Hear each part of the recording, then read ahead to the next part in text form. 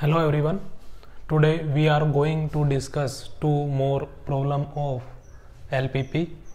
तो स्टूडेंट हम यहाँ आज दो LPP की एक्सरसाइज 12.2 की दो प्रॉब्लम्स और सॉल्व करेंगे। तो उनमें से एक स्टूडेंट क्वेश्चंस मैंने उठाया है 10 और दूसरा क्वेश्चन मैंने लिया है स्टूडेंट 4th। तो पहले हम 4th क्वेश्चन को सॉल्व कर लेते हैं और उसके बाद क्वेश्चन नंबर 10th को सॉल्व करेंगे। तो एक बार स्टूडेंट स्टेटमेंट देख लीजिए इसका। ए मैन्युफैक्चरर यानी एक कोई भी प्रोडक्ट बनाने वाला है प्रोड्यूस नट्स एंड बोल्ट्स। तो वो मैन्युफैक्चरर जो है स्टूडेंट्स दो तरह के प्रोडक्ट बना रहा है, nuts and bolts. It takes 1 hour of work machine A, यानी जो नट और बोल्ट हमने बनाने हैं स्टूडेंट उनके लिए हमें मशीन की रिक्वायरमेंट है।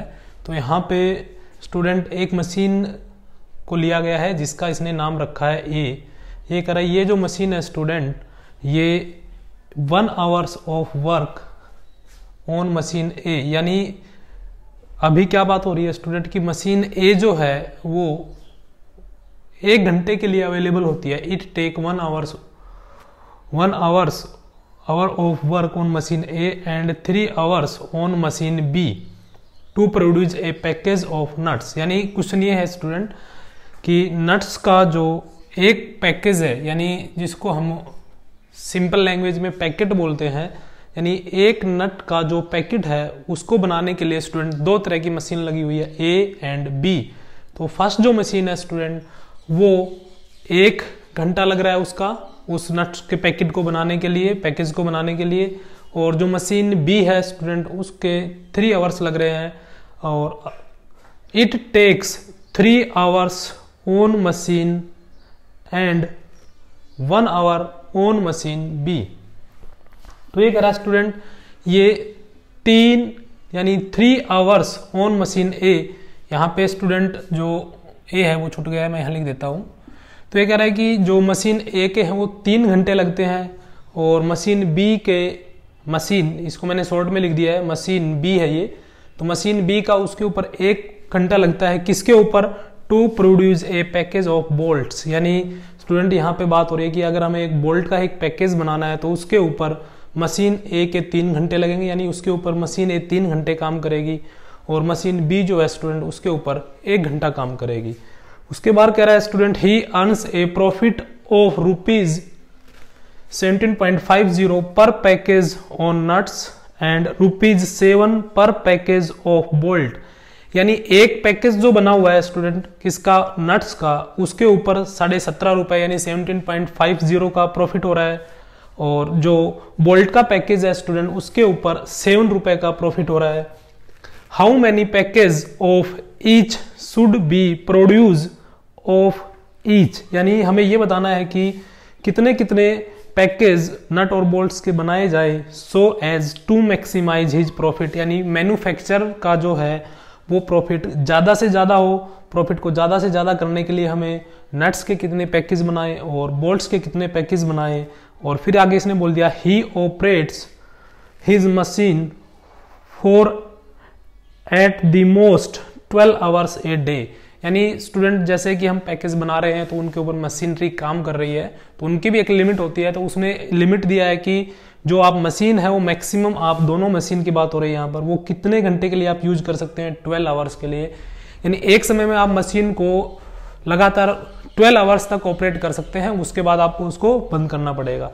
तो देखिए स्टूडेंट जैसे कि हम पहले भी डिस्कस कर चुके हैं कि जब LPP को हमने सोल्व करना हो तो देखिए जब हमने ग्राफ बनाए थे 12.1 में तो वहाँ पे हमने एक काम किया था कि जो ऑब्जेक्टिव फंक्शन होता है हमारा वो हमें सबसे लास्ट में यूज करना होता है। तो देखिए स्टूडेंट जब भी आप लैंग्विस्टिक प्रॉब्लम कर रहे हैं तो आप सबसे पहले क्वेश्चंस के अंदर ये सिलेक्ट कर लीजिए कि उसके अंदर क्या मैक्सिमाइज करना है और क्या मिनिमाइज करना है, तो उसका आपने सबसे लास्ट में यूज करना है। तो यहाँ देखिए स्टूडेंट मैक्सिमाइज करना है हमें प्रॉफिट, मैक्सिमाइज प्रॉफिट। तो अब आप इसके अंदर जहां प्रॉफिट से रिलेटेड जो भी लाइन आपको दिखाई दे रही है आप उसके ऊपर अंडरलाइन कर लीजिए, उसको आपने सबसे लास्ट में यूज करना है। तो देखिए student he earns A profit of rupees, यानी ये जो लाइन है स्टूडेंट यहां से जो शुरू हो रही है प्रॉफिट ऑफ रुपीज 17.50 पर package on nuts and 7 rupees 7 पर पैकेज ऑफ बोल्ट। तो आप यहाँ तक इसको अंडरलाइन कर लीजिए, यानी इसका आपने लास्ट में यूज करना है ऑब्जेक्टिव फंक्शन बनाने के लिए। उसके बाद जो कुछ बचता है स्टूडेंट, ऑब्जेक्टिव फंक्शन को छोड़ के उन सभी से हमें कंस्टेंट बनानी है और वो हमें पहले यूज करनी है। तो देखिए स्टूडेंट, अब हम कैसे यूज करेंगे।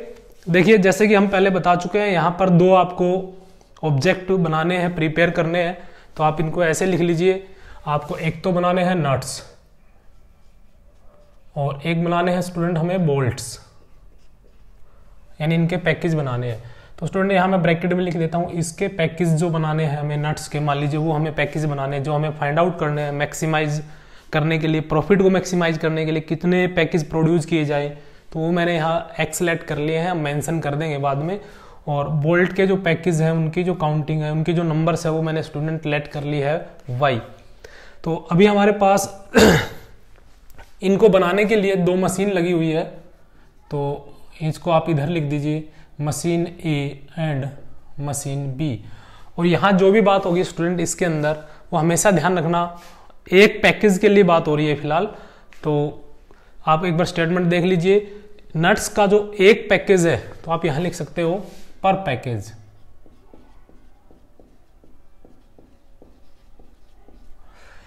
नट्स का जो एक पैकेज है उसके ऊपर 1 घंटा यानी 1 hours of work on machine A and 3 hours on machine B to produce a package of nuts. यानी नट्स के पैकेज बनाने के लिए मशीन ए का जो टाइम लगा हुआ है वो दिया हुआ है 1 आवर, और बी का जो टाइम है स्टूडेंट वो है 3 आवर्स। तो हम यहां लिख देंगे 3 आवर्स। ये कितने पैकेज के लिए है स्टूडेंट? 1 पैकेज के लिए है ये। ऐसे ही आप बोल्ट की बात करेंगे तो बोल्ट में है it takes 3 hours on machine A and 1 hours on machine B. यानी अब इसमें उल्टा हो गया, 3 आवर्स तो जो है मशीन ए के लग रहे हैं और 1 आवर्स किसका? मशीन बी का। तो यहां पर हो जाएगा 3 आवर्स बोल्ट को बनाने के लिए, एक पैकेज को बनाने के लिए 3 आवर्स हो गए मशीन ए के और 1 आवर्स हो गया मशीन बी का। अब लास्ट में एक लाइन स्टूडेंट जो हमने देखी है, क्योंकि यहां तक हमने यूज कर लिया है, जो हमारे पास इंफॉर्मेशन आई है वो सारी यहां मैंने लिख दी है। फिर इसके बाद प्रॉफिट फंक्शन शुरू हो जाता है, यानी जिसको हमने मैक्सिमाइज करना है उसको मैंने आपको अंडरलाइन कर दिया था यहां से लेकर, और जहां आपका प्रॉफिट फंक्शन खत्म होता है यहां मैंने अंडरलाइन कर दिया था। इसके बाद हाउ मैनी पैकेज की काउंटिंग स्टूडेंट हमने लेट कर ली है। एक्स के जो है वो हमने नट्स के पैकेज लेट कर लिए हैं और वाई जो है वो हमने बोल्ट्स के। To produce each day so as to maximise his profit if he operate his machine for the at most 12 hours a day. यानी जो मशीन है स्टूडेंट ये कह रहा है कि वो आप मैक्सिमम 12 आवर्स यूज कर सकते हैं। यानी ए मशीन के लिए जो आपके पास टोटल आवर्स अवेलेबल है स्टूडेंट, उसको हम ऐसे लिख देंगे एट मोस्ट, क्योंकि मैक्सिमम लिमिट है तो मैक्सिमम के लिए स्टूडेंट हम एट मोस्ट यूज करते हैं। और अगर मिनिमम रिक्वायरमेंट दे रखी हो भाई कम से कम इतने, इससे ज्यादा कितने भी हो सकते हैं, तो हम एटलिस्ट का यूज करते हैं। तो एट मोस्ट 12 आवर्स, और ये भी स्टूडेंट एट मोस्ट 12 आवर्स। अब हम यहां लिख देंगे let x be the number of package of nuts and y be the number of package of bolts। ठीक है स्टूडेंट, यानी नट्स के जो पैकेज है वो इनकी काउंटिंग यानी इनकी नंबर्स जो हमने लेट कर लिए स्टूडेंट x, और जो बोल्ट है उनको हमने लेट कर लिया नंबर ऑफ पैकेज लेट कर लिए उनके y। अब हम बताते हैं स्टूडेंट ऑब्जेक्टिव फंक्शन। यूज इसका सबसे लास्ट में होता है लेकिन लिखा सबसे पहले जाता है। ऑब्जेक्टिव फंक्शन जो है हमारा स्टूडेंट, यानी हमारा ऑब्जेक्टिव क्या है? हमारा ऑब्जेक्टिव है जड को हमें मैक्सिमाइज करना है, और जड है हमारे पास स्टूडेंट यहां पर प्रॉफिट। तो प्रॉफिट देखिए स्टूडेंट, एक पैकेज जो नट्स है उसके ऊपर 17.50 यानी 17.50 रुपए का प्रॉफिट हो रहा है एक पैकेज पर, नट्स के एक पैकेज पर, और बोल्ट के एक पैकेज पर स्टूडेंट 7 रुपीज का प्रॉफिट हो रहा है। तो हमारे पास जो नट्स के पैकेट है स्टूडेंट वो हमने लेट किए हैं एक्स। तो एक पर 17.50 रुपए का प्रॉफिट, तो एक्स पर कितने का हो जाएगा 17.50 इंटू एक्स, एक पर इतने रुपए का है, और नंबर ऑफ पैकेज कितने हमारे पास एक्स, तो इतने रुपए का प्रॉफिट हो गया किसके ऊपर, नट्स के ऊपर। अब प्रॉफिट में स्टूडेंट हम दोनों को इंक्लूड करते हैं क्योंकि प्रॉफिट जो होता है वो ओवरऑल देखा जाता है, प्लस अब इसका प्रॉफिट भी देखा जाएगा स्टूडेंट। इसके एक पैकेज पर हमें दिया हुआ है 7 रुपए का प्रॉफिट, और यहां पर हमारे पास टोटल नंबर ऑफ पैकेज है इसके y, तो उनका जो प्रॉफिट आएगा वो आएगा स्टूडेंट 7y। तो ये हमें मिल गया जड, जिसको हमने क्या करना है स्टूडेंट, मैक्सिमाइज करना है। अब हम लेते हैं कंस्टेंट, यानी हमारे पास क्या क्या रिस्ट्रिक्शन रहेगी, हमें किस किस दायरे में रहना है। तो हमारे पास जो मशीन है स्टूडेंट, उस ए मशीन का नट्स के ऊपर 1 घंटा लगा हुआ है, यानी एक पैकेज की बात हो रही है, ये एक पैकेज पर 1 घंटा, पैकेज बन रहे हैं नट के एक्स, तो एक्स पैकेज पर कितना टाइम हो जाएगा टोटल, एक्स इंटू में 1, एक पर 1 आवर्स एक्स पे हो जाएगा इंटू में एक्स प्लस। अब जो मशीन ए है स्टूडेंट वो टोटल 12 आवर्स के लिए हमारे पास अवेलेबल है, मैक्सिमम 12 आवर्स है। तो अभी इसमें वाई बोल्ट के ऊपर भी जो वाई जो है यानी बोल्ट्स जो है उनके ऊपर भी मशीन काम करेगी। तो मशीन जो है एक पैकेज के लिए 3 घंटे लगा रही है, और एक दिन में स्टूडेंट कितने पैकेज बन रहे हैं वाई, तो टोटल टाइम जो हो जाएगा मशीन ए का बोल्ट्स के ऊपर वो हो जाएगा 3 इंटू में वाई, यानी एक के ऊपर 3 घंटे, वाई के ऊपर हो जाएगा 3y। और ये हमारे पास जो लिमिट दे रखी है स्टूडेंट ये मैक्सिमम है, और जब मैक्सिमम लिमिट होती है तो स्टूडेंट इक्वल और लेस देन करते हैं, कितना हो जाएगा 12, यानी ये कंस्टेंट बन गया student x plus 3y equal और लेस देन 12। इसको आप कंस्टेंट नाम दे दे फर्स्ट। अब देखिए इसे आप इसी तरीके से ये कंस्टेंट बनाएंगे। जो बी मशीन है स्टूडेंट वो एक पैकेज के लिए, नट के एक पैकेज के लिए 3 घंटे लगा रही है, तो इसके पैकेज है टोटल हमारे पास x, तो ये हो जाएगा 3x। इसके ऊपर जो टाइम लगा इतने पैकेज के ऊपर इस बी मशीन का टाइम लगा। अब बी मशीन जो है स्टूडेंट बोल्ट के ऊपर एक पैकेज पे 1 घंटा लगा रही है, पैकेज हमारे पास y, तो टोटल कितने घंटे हो जाएंगे y इंटू में 1, और इसकी भी स्टूडेंट मैक्सिमम जो लिमिट है एटमोस्ट है 12 आवर, तो यहाँ आएगा इक्वल और लेस देन 12। और अगर स्टूडेंट यहाँ एटलीस्ट होता तो यही साइन हमारा हो जाता है इक्वल और ग्रेटर देन, क्योंकि मिनिमम लिमिट फिर इतनी हो जाती है, इससे ज्यादा कितने टाइम भी यूज कर सकते हैं, लेकिन ये मैक्सिमम लिमिट है, इससे ज्यादा यूज नहीं करना है, तो या तो 12 आवर रहेंगे या 12 आवर से कम रहेगी, यानी ये 3x प्लस वाई इक्वल और less than 12, constant number 2। And also student जो एक कंस्टेंट, क्योंकि नंबर ऑफ बोल्ट और number of package of nuts and number of package of bolts, यानी बोल्ट्स के पैकेज और नट्स के पैकेज की जो संख्या है स्टूडेंट, नंबर्स जो है वो मिनिमम कितनी हो सकती है 0, अदरवाइज 0 से क्या रहेगी ग्रेटर, यानी या तो कुछ पैकेज बनेंगे ही नहीं, बनेंगे तो कुछ पॉजिटिव नंबर्स में पैकेज बनेंगे, तो x और y यानी नॉन नेगेटिव रिस्ट्रिक्शंस जो है हमारी नॉन नेगेटिव कंस्टेंट है वो आ जाएगी x एंड y इक्वल और ग्रेटर देन 0। तो इस तरीके से स्टूडेंट एक हमारे पास कंस्टेंट बन गई 3x प्लस y इक्वल और less than 12, second and xy equal और ग्रेटर देन 0। तो इन दो कंस्टेंट को हमने सोल्व करना है स्टूडेंट, इनको सोल्व करके ग्राफ बना के कॉर्नर पॉइंट फाइंड आउट करना है, और उन कॉर्नर पॉइंट पे देखना है कि जड किस पर मैक्सिमम है। जिस पर मैक्सिमम आएगा स्टूडेंट वही हमारा क्या हो जाएगा ऑप्टिमल सॉल्यूशन हो जाएगा, यानी वही हमारी मैक्सिमम वैल्यू हो जाएगी, और x और y जो आएंगे वो हमें देंगे student number of package of bolt and number of package of nuts and number of package of bolts. तो आगे इसको आपने खुद करना है स्टूडेंट। अब हम चलते हैं क्वेश्चन नंबर 10 पे।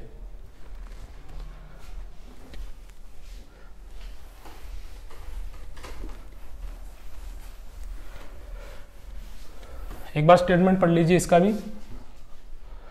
There are two types of fertiliser, same बिल्कुल ऐसे ही है, तो टाइम वेस्ट नहीं करते हम सीधा इसको शुरू करते हैं। फर्टिलाइजर हमारे पास 2 F1 एंड F2, यहां पर नट और बोल्ट्स थे, यहां पर फर्टिलाइजर है। F1 consist of 10% nitrogen and 6% phosphoric acid. अब देखिए फर्टिलाइजर है, तो फर्टिलाइजर होते हैं स्टूडेंट, खाद कह सकते हो आप इनको। तो इनका जो अमाउंट होता है स्टूडेंट वो केजी में, ग्राम में होता है।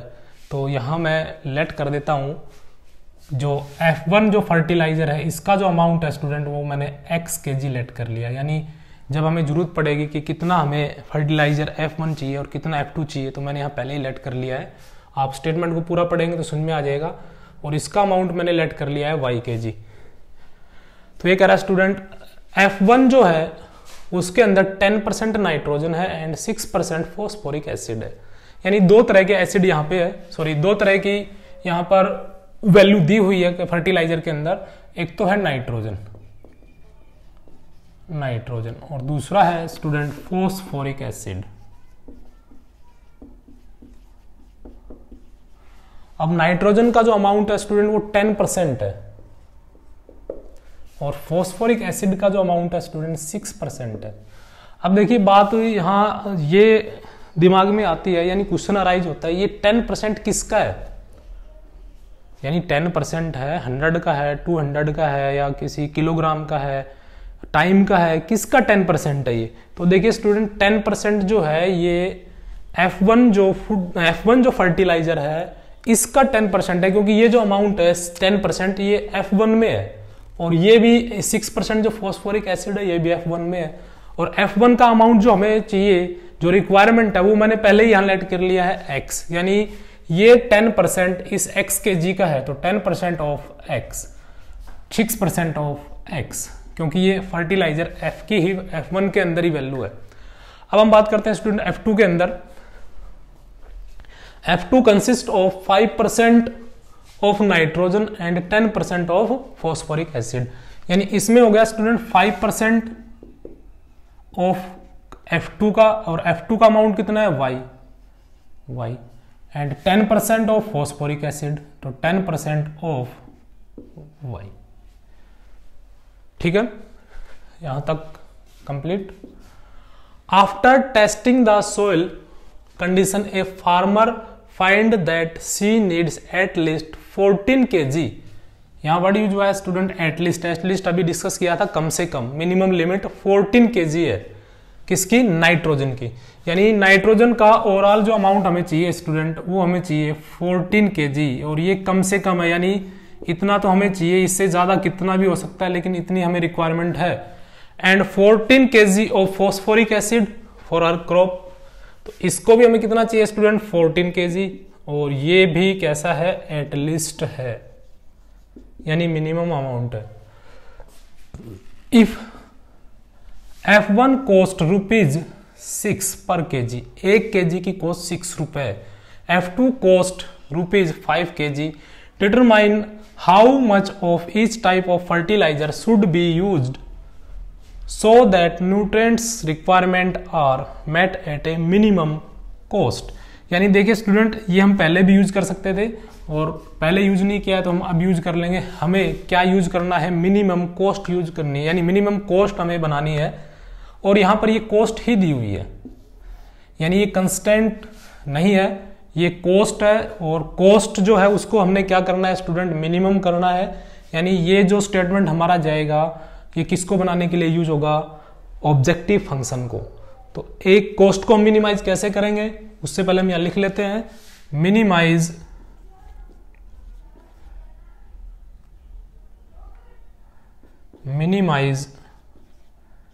जेड कॉस्ट ₹6 पर kg। ये 1 kg की कॉस्ट है स्टूडेंट 6 रुपए F1 में, और F1 में हमारे पास kg कितना है? x, तो टोटल कॉस्ट कितनी हो जाएगी? 6x प्लस y की कॉस्ट देखना स्टूडेंट, उधर y की कॉस्ट आपको दिखाई देगी 5 रुपीज, यानी ₹5 पर kg। तो y जो है अमाउंट हमारे पास, सॉरी F2 जो अमाउंट है हमारे पास स्टूडेंट वो है y kg, तो इसकी जो कॉस्ट आएगी 5 रुपीज है 1 kg की, तो y की कितनी हो जाएगी? 5y। ये स्टूडेंट हमारे पास हो गया ऑब्जेक्टिव फंक्शन। अब हमें कंस्टेंट बनानी है सब्जेक्ट टू कंस्टेंट।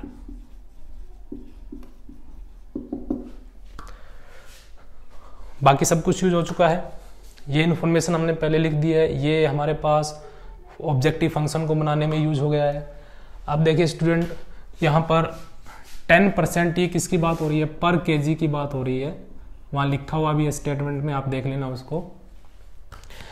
1 kg में स्टूडेंट इसको हम क्या लिख सकते हैं सोल्व करके, 10/100 इंटू में x, ये 1 kg में है, यानी 1 kg में हमारे पास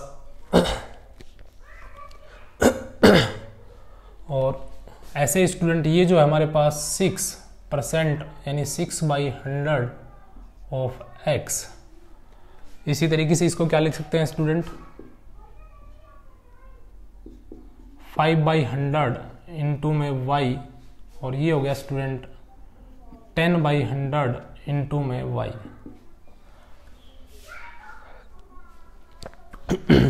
थोड़ा सा हम यहाँ एक बार फिर स्टेटमेंट को देखेंगे स्टूडेंट।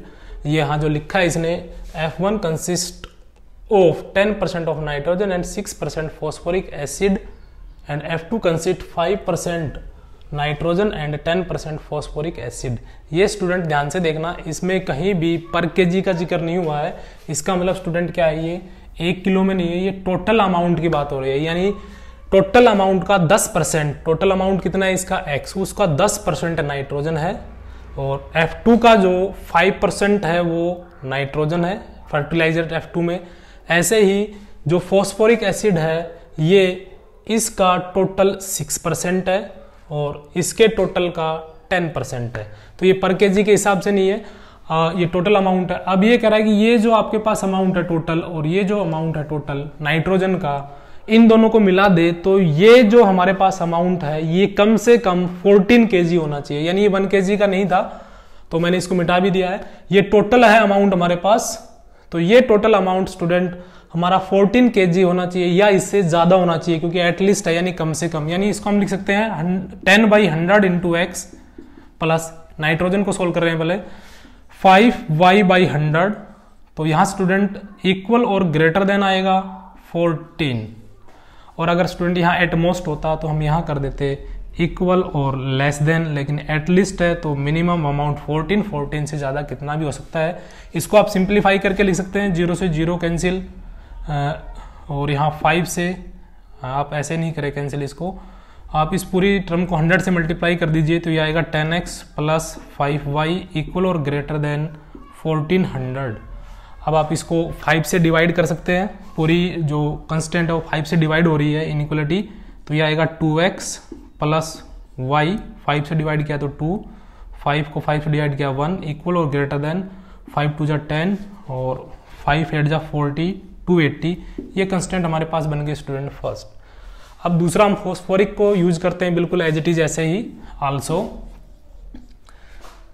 ये आपके पास फर्टिलाइजर F1 में टोटल फॉस्फोरिक का अमाउंट है और ये फॉस्फोरिक का अमाउंट F2 में है, दोनों को मिलाएं तो ये मिनिमम 14 kg होना चाहिए, यानी 6/100 into x plus 10/100 into y equal और ग्रेटर देन 14। इसको भी आप पूरी इनइक्वलिटी को आप स्टूडेंट 100 से मल्टीप्लाई कर दीजिए, ये आएगा 6x प्लस 10y इक्वल और ग्रेटर देन 1400। ये स्टूडेंट 2 से डिवाइड हो रही है तो यहाँ आ जाएगा 3x प्लस 5y इक्वल और ग्रेटर देन 2 से डिवाइड करेंगे तो 2 7 जा 14 0 0। ये हमारे पास कंस्टेंट आ गए स्टूडेंट सेकंड एंड, और एक नॉन नेगेटिव जो कंस्टेंट आएगी स्टूडेंट x, y इक्वल और ग्रेटर देन 0। ये आपने जरूर लिखनी है, आप समझ गए होंगे इसका, यानी इनके जो मिनिमम अमाउंट है F1 और F2 के वो या तो 0 होंगे यानी लेने ही नहीं है अमाउंट इनका, या फिर इससे ज़्यादा होना चाहिए। तो स्टूडेंट ये मैंने कंस्टेंट यहाँ बना दी है, तो आपने ये जड़ हो गया, यहाँ पर ये फर्स्ट कंस्टेंट हो गई, ये सेकंड कंस्टेंट हो गई और ये नॉन नेगेटिव कंस्टेंट हो गई। आप इन दोनों को सोल्व करें, कॉर्नर पॉइंट निकालें, कॉर्नर पॉइंट पे देखिए जड़ किस पे मिनिमाइज है, जो मिनिमाइज वैल्यू आती है, मिनिमम वैल्यू आती है, आप उसको ऑप्टिमल सॉल्यूशन लें। तो इस तरीके से आप स्टूडेंट क्वेश्चंस को अब आगे खुद सोल्व करें। धन्यवाद।